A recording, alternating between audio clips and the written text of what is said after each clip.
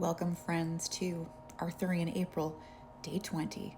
And today we are going to be answering the question that a number of you have asked in person and virtual, which is, Natanya, how did you get into this stuff?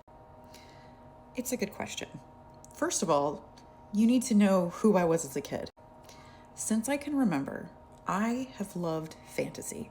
I don't even recall a time in my life where if there wasn't a dragon, a princess, a sword involved, that I couldn't find it somehow absolutely interesting. Now, I grew up in the 80s and 90s where my whole world was saturated in wonderful mythologies, especially when it comes to things that the Henson Workshop made, like Labyrinth and the Dark Crystal, or animated things like the Flight of the Dragons or the Last Unicorn. I was also a very avid drawer, so an artist. I wanted to be an artist when I was little, and everything that I drew was princesses, dragons, swords, things of that nature. By the time I was 14 and 15, I had been reading everything I could get my hands on, from Lloyd Alexander, Madeleine L'Engle, C.S. Lewis, J.R.R. Tolkien, the kinds of things that are very foundational to most people. I had also started writing, but I wasn't writing a whole lot of fantasy. I was writing a lot of very interesting sort of proto-fan fiction, but hadn't really found my voice yet. My sister and I actually wrote one of my first fantasy stories that I remember even handing to my English teacher when I was in middle school, high school, early high school, and he said he was pretty impressed with it. In terms of King Arthur, I had obviously seen The Sword and the Stone, just like everybody of my age had seen because it was on the Disney Channel. I was absolutely in love with that story, just like I was with the Robin Hood film with the Fox people. But that's about all that I knew, aside from some of the stories in an anthology that I'd been given by my great aunt when I was about 12 or 13 that kind of talked through the overall progression of King Arthur stories. It wasn't until the spring semester of my freshman year of college at UMass Amherst that I took a class that was a retrospective of the entirety of King Arthur stories from the very beginning of the Welsh all the way up to, at that time, currently published stories. I knew I wanted to be a medievalist. That was no doubt. Lewis and Tolkien were medievalists. I wanted to know how people used to live. I wanted to understand their stories. And in terms of getting my English degree, there was never a doubt in my mind that that was going to be what I was going to study. Now, in that class, we read this book, which has continued to be my favorite overview of King Arthur mythology, and wonderful excerpts from all the way from the Welsh triads all the way to, I think this takes you to Thomas Malory. I remember sitting on the bus going to school because I commuted to school and being so absolutely just drowning in joy because everything I read here was like uncovering something that I had always known was just in the other room or just out of reach. Because I had read so much other fantasy, I had no idea how much of it was like coming from here.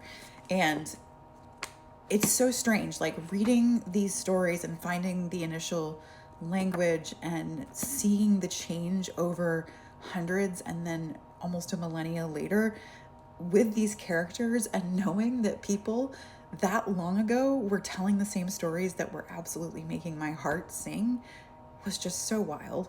Now, I eventually transferred to another college, Loyola University, Maryland, and they had just this phenomenal staff of medievalists that were incredibly interdisciplinary. And I've always been very interdisciplinary. Being a medievalist, you kind of need to learn more about the whole world that people are writing in addition to the actual pieces of content. And it just further proved to me as I learned about the Crusades and I did more work in Chaucer and then I did work in art history that Arthuriana was definitely where my home was. I can't really describe it other than that. It's something I think many English majors experience when they find their little corner of the world, but everything about these stories just resonated with me, especially the fact that so much of it was done in France and my family is of French ancestry, and it also felt really neat to know that I had a part in this.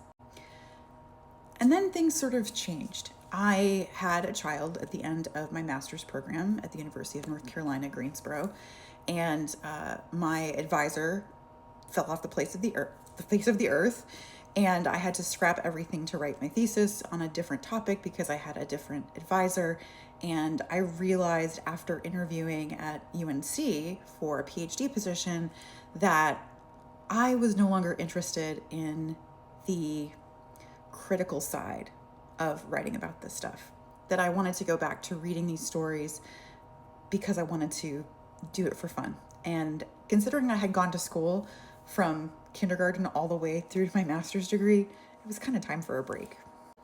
But these stories, they don't care if you're if you're in college or not. I continued to read Arthuriana, and in 2010, which was 3 years after I got my master's degree, I started writing Queen of None. I remembered reading Anna's entry in Geoffrey of Monmouth, and I really wanted an opportunity to try to shape a story in this universe that I absolutely loved more than anything else. It became so clear to me that there was always going to be more space in this world, and I'm constantly learning more, even though I'm not in a college setting anymore, as I continue to tell these stories. What is so appealing to me? I think part of it is that amoeba that I've talked about before, that there's always a new angle, that different cultures are constantly finding ways to tell the story, but that it's also about a world in decay. And you're probably like, wow, that's super thrilling. But I mean, if we look at the world today, and if we look at the way that people exist, not much has changed in a lot of ways. And it is comforting to see beauty and stories and narrative and heroics and love champion forward, even in a time where we know that it's not going to end well. We know that Arthur is going to be mortally wounded and he's going to be shunted off to Avalon, and the world's going to move on, but they're not going to necessarily forget him. It's also a world where there's literally room at the table for all kinds of people. And the more that I've read the stories of King Arthur, the more meaningful that is to me, especially given the world that we're living in right now. Women have always been a part of the story. Different cultures and religions have also been part of the story. Not to mention, queerness has always been part of the story, or at least very far back. Arthuriana reflects the world in which it's being written just as much as the world that's being told through the stories. And in terms of the English and French languages, there's really nothing else that I can think of that I would ever fall quite so much in love with. There are so many mysteries that will never be solved, but that's the point. There is no final version. There is no end state. It is this infinite, remarkable myth that will be with me as long as I am able